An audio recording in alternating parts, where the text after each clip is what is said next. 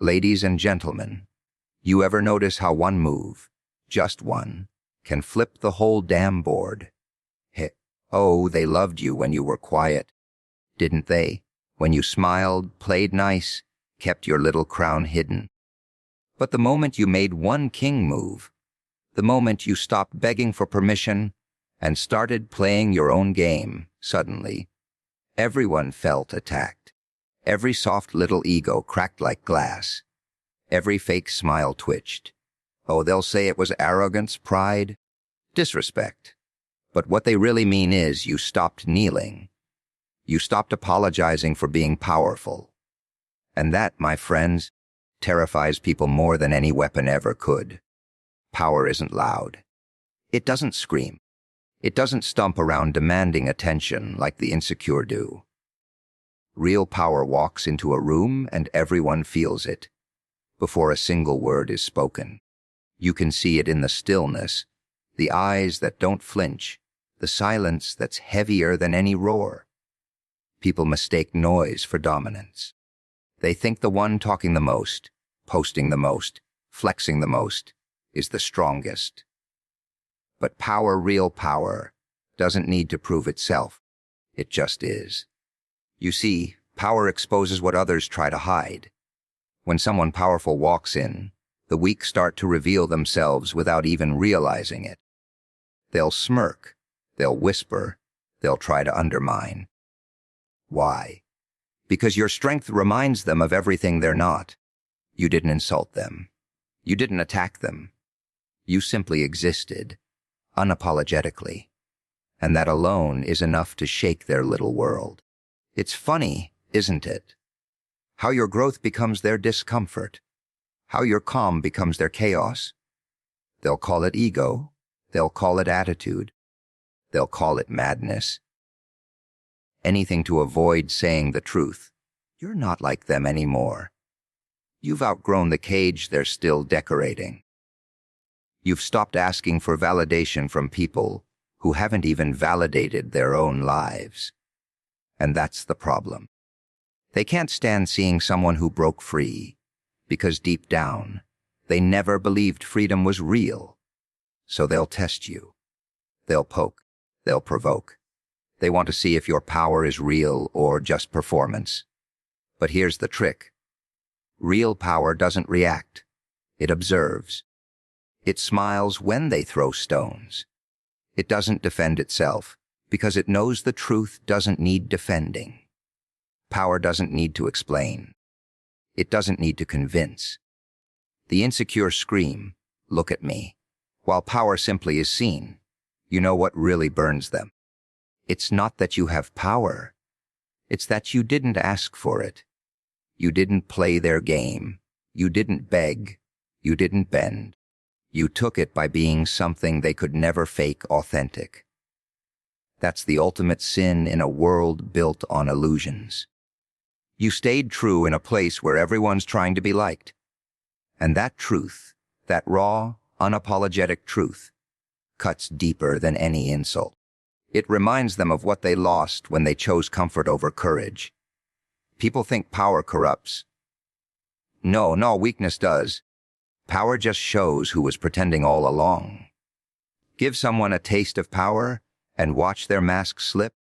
Watch how fast they reveal what they've been hiding. The fragile ones will use it to control, to humiliate, to inflate their dying sense of worth. But those who've bled for it, earned it, survived for it, they don't use it, they carry it.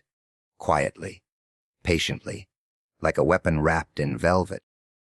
And the moment you reach that point, when you no longer need to announce yourself, that's when the world starts announcing you instead, not with applause, not with admiration, but with fear, envy, resentment. They'll whisper your name like a warning, because deep down, they know you didn't just rise, you exposed them by existing. Confidence isn't loud laughter or a puffed-up chest. It's quiet, unsettling certainty. The kind that doesn't need to explain, doesn't need to prove, doesn't even need to care. Confidence walks into a room, and suddenly everyone starts fixing their posture, lowering their tone, pretending they weren't just pretending. Funny, isn't it? How one calm person can make 100 nervous ones uncomfortable. That's the thing about confidence. It doesn't hurt anyone, but the insecure feel it like a slap across the face. You know why? Because your self-assurance exposes their self-doubt. Your peace reminds them of their chaos. When you look at them without needing their approval, they feel disarmed. When you speak without shaking, they hear every crack in their own voice. You're not attacking them. You're just existing without fear. And to someone who lives on fear, that's an act of war. They don't hate you because you think you're better. They hate you because you stopped thinking you were less. The insecure crave control. They need others to feel small so they can feel tall. They live for comparison, for the illusion of superiority. But confidence doesn't play that game. It doesn't climb ladders. It burns them. Confidence doesn't compete. It creates. That's what drives them mad. Because no matter what they do, they can't rattle someone who's not performing for their approval. You don't flinch. You don't explain. You don't react. And in that silence, they crumble. They'll say you've changed. They'll say you're cold, detached, arrogant. But that's just projection. What they're really saying is, I can't manipulate you anymore. You used to bend when they frowned, didn't you? Used to apologize for being right, for being strong, for being different. But now, when they try to guilt you, shame you, pull you back into their drama, you just smile. That smile, it kills them. Because it's not mockery, it's freedom. The kind they'll never taste. Confidence doesn't argue. It doesn't need to. It knows its value, and value doesn't bargain. You could strip a confident person of everything. Their job, their money, their status, and they'd still carry that same look in their eyes. Because confidence isn't built on what they have. It's built on what they are. And that's what terrifies the insecure. They can't steal it, can't fake it, can't buy it. It's forged through pain, rejection, solitude, through all the nights they avoided while you endured. That's the part they'll never understand. Confidence isn't arrogance. Arrogance is loud because it's hollow. Confidence is quiet because it's full. It's the difference between a storm and an ocean. The storm makes noise, the ocean doesn't need to. So when you move with certainty, when you speak with purpose, when your presence doesn't demand attention, but commands it, they start shaking, because their entire sense of worth depends on being noticed, and you don't even need that. Watch them closely. The insecure ones will try to shrink you with jokes, backhanded compliments, false humility. They'll laugh when you speak truth, but that laugh isn't humor. It's fear wearing a smile. Because deep down, they know you're untouchable now. You've stopped trying to belong in their fragile world, and you built your own instead. And every time they see you stand tall, calm, unshaken, it reminds them of the version of themselves they buried just to fit in. Confidence feels like violence to them because it breaks the illusion. It shows them what they could have been if they weren't so busy pretending. And that realization, it burns. The moment you stop chasing their approval. That's when the fun begins.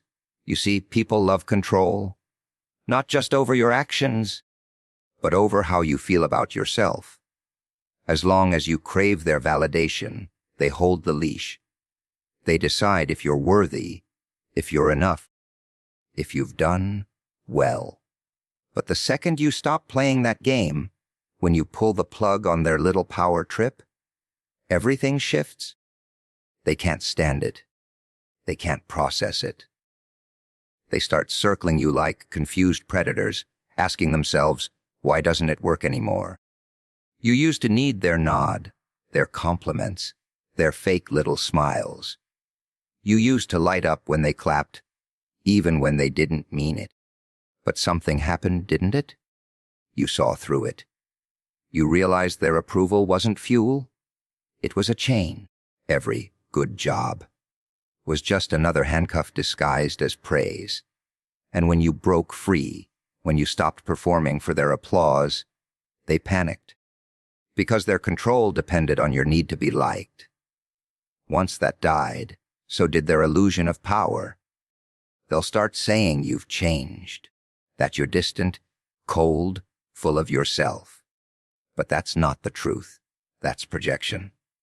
You didn't change. You woke up. You realized that the opinions of small minds shouldn't decide the direction of a great one. And they can't stand that realization. Because if you can exist without their validation, then what does that say about them? If you don't need approval to feel whole, then maybe, just maybe, they were never as important as they thought. It's almost poetic how quickly they turn. Yesterday, you were amazing, humble, one of us. Today, you're arrogant, ungrateful, difficult. Same person, same heart. The only difference is, you stopped bowing. They don't know how to handle someone who doesn't seek permission to exist. Approval addicts hate free spirits. It's like showing a bird to a cage builder. It reminds them that all their bars and locks were never necessary.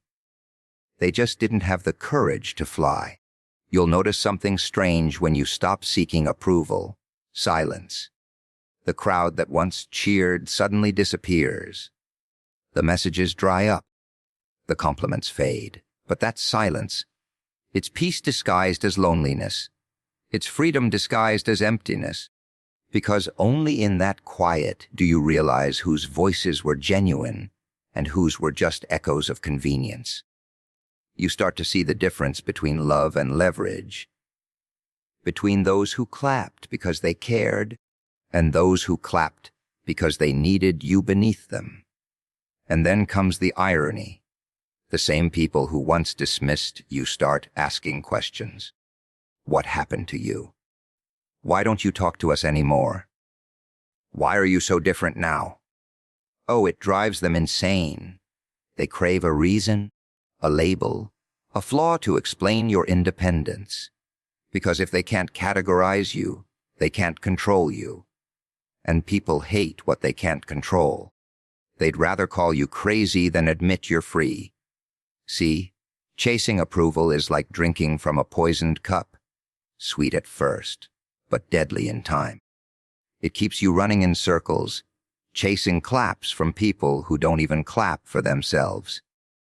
But when you finally drop that cup, when you decide your worth isn't a group decision, something incredible happens. You become unpredictable, untamed, unreachable, and that's what terrifies them most. Not your strength, not your voice, but your silence, because silence means they lost their grip. They'll try to make sense of you. They'll invent stories, twist your motives, paint you as the villain. But deep down, they know the truth. You just stopped begging. And once you stop begging for approval, you become something they can never manipulate again. Dangerous. Enemies are funny creatures. They don't appear when you fail. They appear when you rise. The moment you start moving differently, thinking differently, winning differently, suddenly, people you thought were friends start whispering. Eyes that once admired you now squint with suspicion. That's how you know you're on the right path. Because comfort doesn't breed enemies. Progress does. The higher you climb, the more you expose the ones who were only clapping until you got ahead. People love you when you're small, when you're manageable, when your dreams don't threaten their mediocrity. But the second your light starts shining a little too bright, they flinch, not because it blinds them, but because it reveals them. They see their laziness, their fear, their excuses, all reflected in your success. So they turn that mirror into a weapon. They start calling you names, twisting stories, painting you as the problem. But don't be fooled. That's not hate. That's recognition. You reminded them of everything they gave up on. You see, enemies don't form out of thin air. They're born from jealousy, guilt, and fear. Every time you evolve, you make someone's comfort zone feel smaller. And instead of growing too, they'd rather tear you down. It's easier to attack what you've become than face what they've refused to become. That's why enemies are proof. Living, breathing proof that you're moving in the right direction. If you weren't, they wouldn't notice. Nobody throws stones at something that's not moving. What they call betrayal is usually just boundary. The moment you stop giving them unlimited access, they scream, "You've changed." The moment you stop letting them drain your energy, they call you selfish. That's the irony. They never had a problem when you were small, struggling, dependent. But the second you started saying no, the second you stopped explaining yourself, they felt attacked. As if your growth was a personal insult. As if your strength was some kind of crime. That's how fragile their ego is. Your improvement feels like their humiliation. Enemies are obsessed fans in disguise. They study you, watch you, imitate you, and pretend to hate what they secretly admire. They can't stop talking about you, can't stop comparing themselves to you.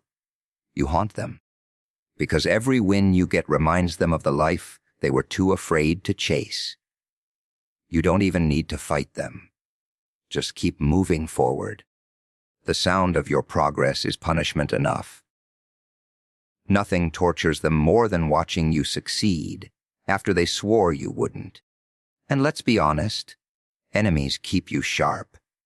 They test your patience, challenge your limits, and expose your weaknesses. Every jab they throw becomes fuel. Every rumor they spread becomes a spotlight. You learn to stop reacting and start observing. You learn that silence is a louder weapon than shouting. You realize you don't need to clap back. Your results will do the talking. They want drama. You give them distance. That's how you win. Here's the thing.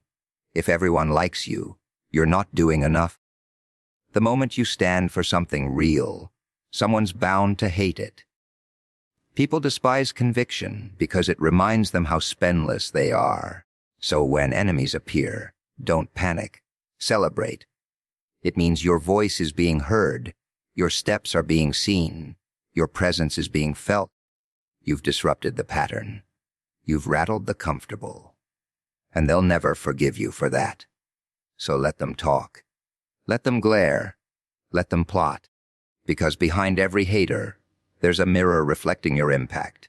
Every insult, every smear, every little act of envy.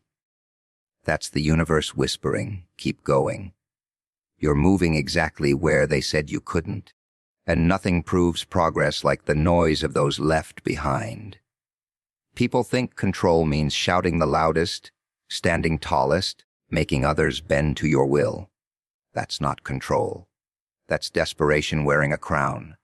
Real control is quiet, subtle. It's when nothing outside of you can shake what's inside of you. When the world screams and you just smirk. That's control. When chaos breaks loose and you don't flinch. When people try to drag you into their storms and you stay in your calm. That's power they'll never understand. Dominance is a game for the insecure. They need to prove they're in charge, need to see others submit to feel powerful. But indifference doesn't need proof. It doesn't need applause. It doesn't even need to win. It simply doesn't care. The moment you reach a point where you no longer react, no longer justify, no longer chase, that's when you've mastered control. Not of others, but of yourself. You see, control isn't about bending the world. It's about not letting the world bend you. The strong don't need to manipulate. They watch. They wait. They choose. The weak try to force outcomes. The strong let outcomes reveal truth. When you stop reacting to every insult, every rumor, every test, you confuse them. They feed on reaction. They live off attention. And when you give them nothing, they starve. You become unpredictable. And unpredictable people are dangerous. The moment you stop explaining yourself, they'll call you heartless. When you stop engaging, they'll say you're cold. But that's just because they've lost their favorite toy, your reaction. People crave emotional control. They want to push your buttons, see you flinch, feel like they can get to you. But when you don't respond, when you smile instead of snapping, they realize something terrifying: you're untouchable. Indifference isn't weakness, it's armor. It's not about not feeling. It's about choosing what's worth your feeling. Not every insult deserves your fire. Not every fool deserves your wisdom. You learn that silence speaks louder than any argument, that walking away burns hotter than any comeback. The calm man in a burning room isn't stupid, he's free, because nothing owns him. Not the flames, not the fear, not the noise. They'll try to bait you with drama, guilt, and pity. They'll test your calm, poke at your peace, hoping to find the old version of you that used to explode. But he's gone, isn't he? The old you reacted to everything. The new you chooses what deserves energy, and most things don't. That's control. The ability to stand in the middle of chaos and feel nothing but clarity. And here's the secret. Control makes people nervous. They can handle anger, but they can handle tears, but they can't handle indifference. Because anger means you still care, tears mean they still matter. But indifference, it means they're irrelevant. And that's a wound no ego can heal. The moment you stop letting people control how you feel, they lose every weapon they ever had. Control isn't in domination, it's in detachment. The one who doesn't need control controls everything. You walk away from arguments that go nowhere. You stop explaining truth to people committed to lies. You let go of outcomes, of validation, of the need to be understood. Because when you no longer care about winning their approval or their games, you've already won. True control is silence in the storm. It's the smile after betrayal. It's peace after being provoked. The world expects you to break, to fight, to react, but instead you just watch, calm, unmoved. And that's when they realize they can't own what doesn't care. They don't tell you that before the crown comes the loneliness.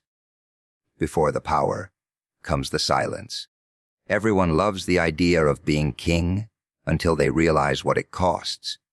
You lose the noise, the crowd, the comfort of being understood. Isolation isn't punishment. It's preparation. It's where you stop being who they need you to be and start becoming who you actually are. The crown isn't handed to you. It's built from the nights no one saw, from the pain no one applauded, from the strength you forged alone. People disappear when you grow. It's natural.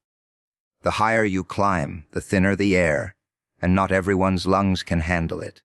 You start noticing that the ones who once called you brother, friend, family, can't look you in the eye anymore, not because you wronged them, but because your evolution exposed their stagnation.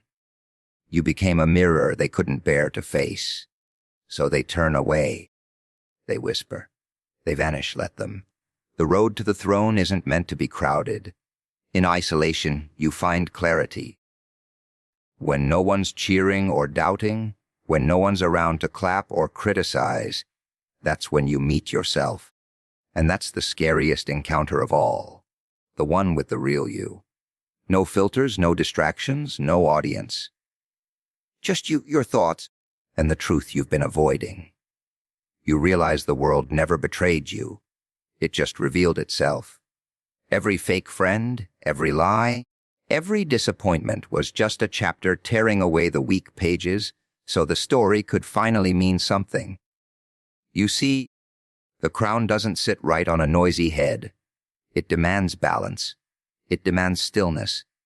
When you're surrounded by too many voices, you forget which one is yours. So life strips you of company, of comfort, of applause, until the only sound left is your own heartbeat, steady, relentless, untamed. That's where strength is born. Not in crowds, not in cheers, but in the quiet after everyone's gone. They'll call it arrogance. They'll call it pride. They'll say you've isolated yourself on purpose. But what they'll never admit is that you didn't push them away. They fell off when they couldn't climb at your pace. You didn't close the door. You just kept walking, and they stopped moving. Growth exposes who's genuine. The ones meant to stay will catch up. The rest were never built for the summit. There's a certain kind of peace that comes with solitude. It's heavy at first. It feels like loss. You start questioning if the crown is worth it, if the silence is too much, if the price is too high. But then something shifts. The silence stops feeling empty and starts feeling sacred. You begin to understand that isolation isn't the absence of love. It's the presence of self. You no longer crave being seen, because you've finally seen yourself. The crown isn't gold, it's scars. It's the weight of every lesson, every betrayal, every night you spent holding yourself together. And when it finally rests on your head, it fits perfectly, because it was molded by pain, patience, and persistence. You don't need validation anymore. You don't need to prove anything. The isolation taught you that power doesn't come from being surrounded. It comes from standing alone. So when you wear that crown, wear it quietly. No speeches, no announcements, no need to remind anyone who you are. They'll feel it. They'll sense it. Because true royalty doesn't demand attention. It commands presence. And once you've earned your crown in the dark, no one in the light can ever take it from you.